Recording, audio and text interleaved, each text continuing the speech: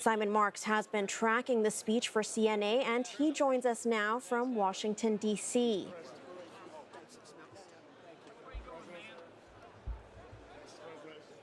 Simon, we were expecting a very long Ronnie, speech, I thought that was just and an extraordinary... He delivered clearly on that very long speech. Walk us through some of his key remarks.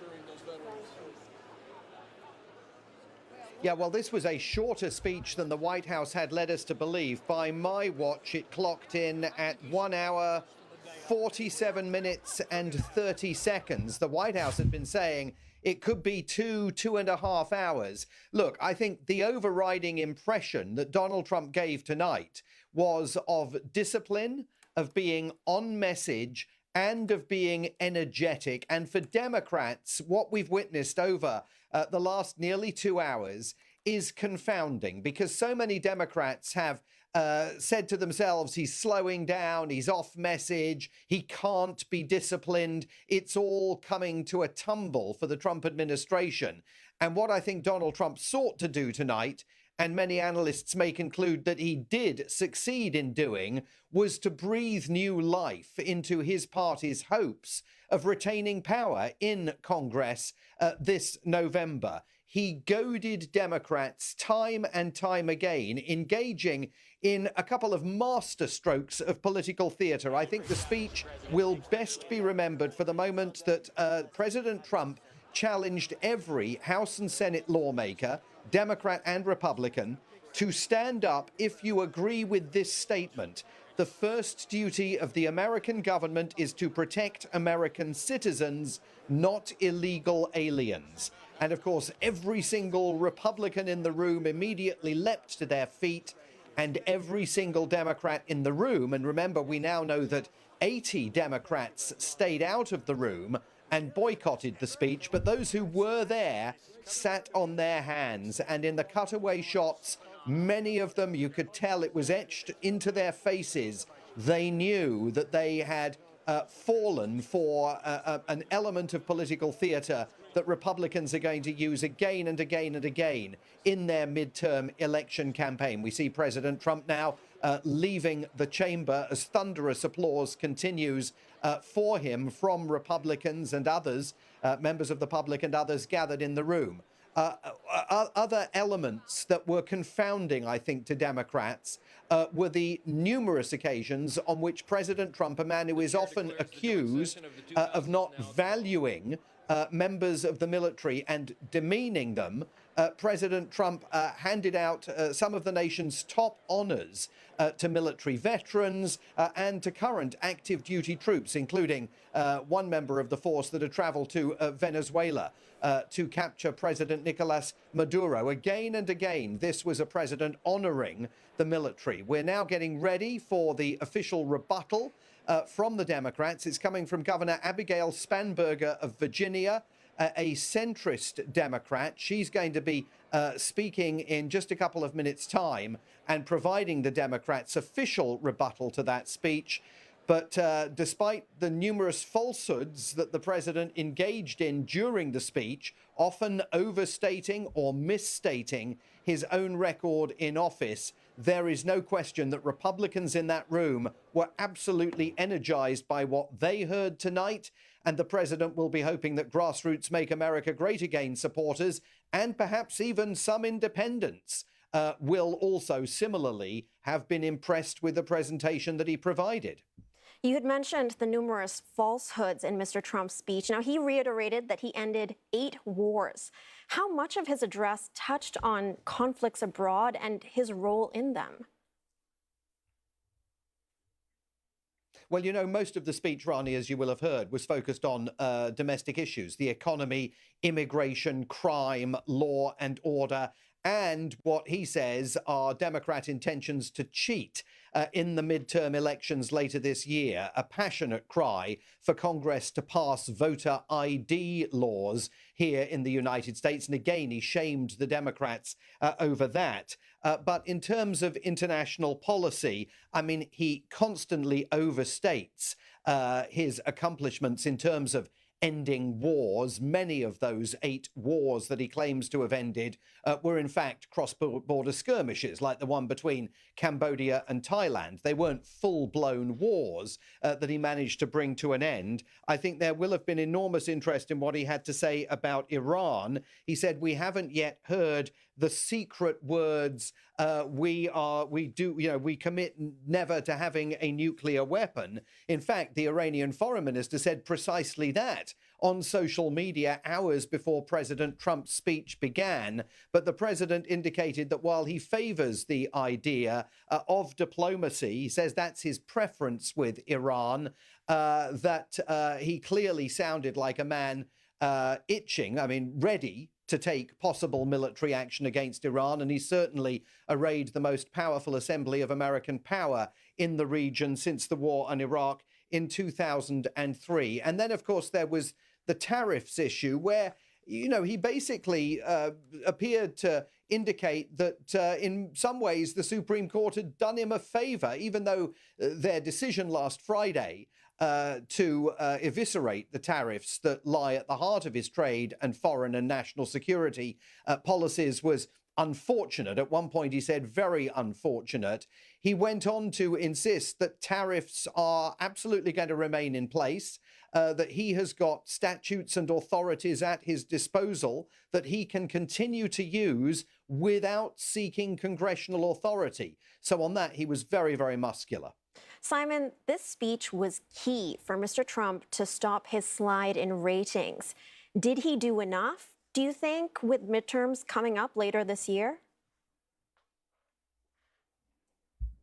Well, I think he certainly outperformed the expectations that many observers in the United States had for this speech. He stuck to the script. That is not something we ever see from Donald Trump. If you look side by side at the Donald Trump who made that speech and the Donald Trump who engaged in a rambling press conference on the first anniversary of his return to power last month, those are 2 completely different politicians. This was a focused and disciplined president of the United States firing the starting gun for his party in its efforts to retain power on Capitol Hill. But I think the big question is, can he do it a second time? Is this a flash in the pan, or is this a new Donald Trump that we're going to see time and again on the campaign trail? Can he summon the energy? Now let's listen to the rebuttal from Governor Abigail Spanberger, Democrat of Virginia.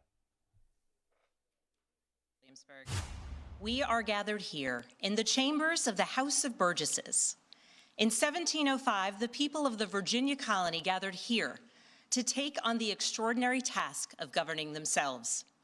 Before there was a Declaration of Independence, a Constitution, or a Bill of Rights, there were people in this room. The people who served here ultimately dreamed of what a new nation, unlike anything the world had ever seen, could be. The United States was founded on the idea that ordinary people could reject the unacceptable excesses of poor leadership, band together to demand better of their government, and create a nation that would be an example for the world. And this year, as we celebrate 250 years since America declared our independence from tyranny, I can think of no better place to speak to you as we reflect on the current state of our union. Tonight, as we watched our nation's lawmakers gather for a joint session of Congress, we did not hear the truth from our president. So let's speak plainly and honestly. And let me ask you, the American people watching at home, 3 questions. Is the president working to make life more affordable for you and your family? Is the president working to keep Americans safe both at home and abroad? Is the president working for you? As I campaigned for governor last year, I traveled to every corner of Virginia, and I heard the same pressing concern everywhere. Costs are too high in housing, healthcare, energy, and childcare. And I know these same conversations are being had all across this country. Because since this president took office last year, his reckless trade policies have forced American families to pay more than $1,700 each in tariff costs. Small businesses have suffered, farmers have suffered, some losing entire markets.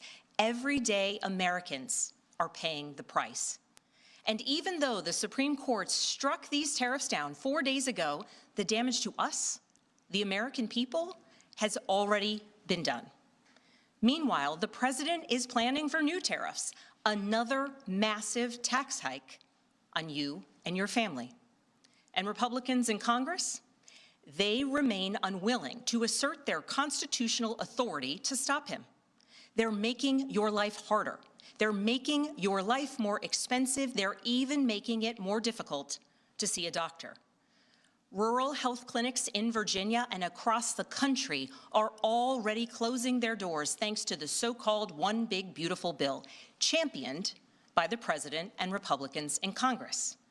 And tonight, the president celebrated this law, the one threatening rural hospitals, stripping health care from millions of Americans and driving up costs in energy and housing, all while cutting food programs for hungry kids.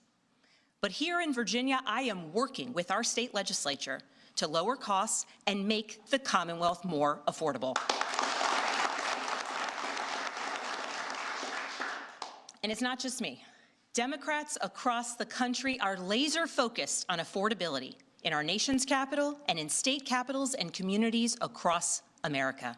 In the most innovative and exceptional nation in the history of the world, Americans deserve to know that their leaders are focused on addressing the problems that keep them up at night. Problems that dictate where you live, whether you can afford to start a business or whether you have to skip a prescription in order to buy groceries. So I'll ask again, is the president working to make life more affordable for you and your family? We all know the answer is no. I grew up in a house of service. My mother was a nurse, and my father was a career law enforcement officer. I began my career by following in my father's footsteps as a federal agent, working money laundering and narcotics cases. I worked side by side with local and state police to keep our community safe and to uphold and enforce the law. Law enforcement officers across the country know that it is a unique responsibility to do the serious work of investigating crimes, comforting victims, and making arrests. It's about building trust, and that requires an abiding sense of duty and commitment to community.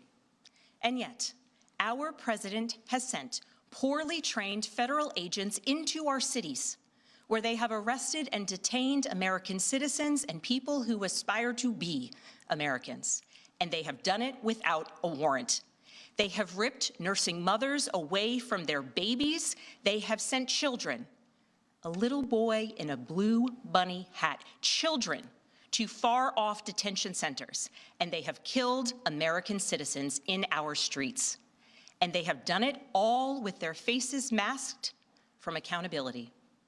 Every minute spent sowing fear is a minute not spent investigating murders, crimes against children, or the criminals defrauding. That was the Democratic response to President Trump's State of the Union address from Virginia Governor Abigail Spanberger.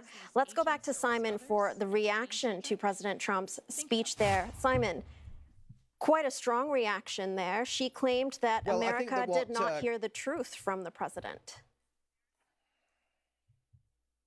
Yes, absolutely. And I think that what Abigail Spanberger there, the governor of Virginia, newly elected, was seeking to do was essentially to say to Americans, are you better off today than you were a year ago? Do you think that the president is prioritizing affordability in your life? And she said plainly, the answer is no. She's trying to bring Americans back to earth following President Trump's speech, also asking the question, is he making the country safer? Remember that President Trump excoriated Democrats for what is still a partial government shutdown here with the Department of Homeland Security, ICE and the Border Patrol, the president's masked federal agents, who had to be withdrawn from Minneapolis just within the last couple of weeks following the killing by them on the streets of Minneapolis of two American citizens, Renee Good and Alex Pretty. The president excoriated Democrats for not funding the Department of Homeland Security and allowing it to continue going about its work. But Governor Spanberger there absolutely intimating that President Trump has made the streets of America less safe, even as he, in his speech, attempted to brand the Democrats the party of crime, murder, and disorder. So what you're seeing in these two speeches are the contours of the midterm election campaign. I think it's important to underscore that Governor Spanberger is a centrist Democrat. She does not represent particularly the left-wing grassroots of the party, people like Zoran Mamdani, the new mayor of New York City, Congresswoman Alexandria Ocasio-Cortez. She is a woman who has told Democrats never publicly to articulate the word socialist again.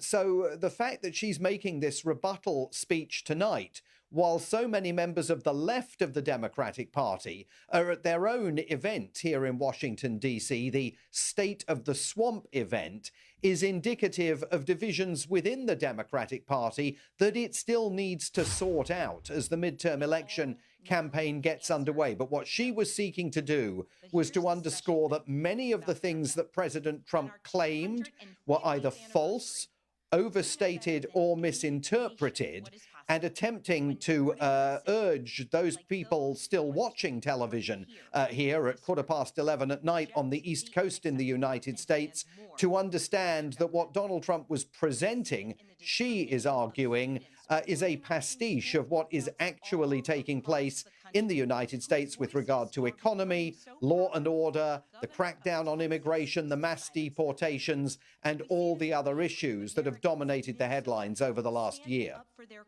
Thank you, Simon, for sharing those updates and insights with us. That was Simon Marks reporting live from Washington, D.C.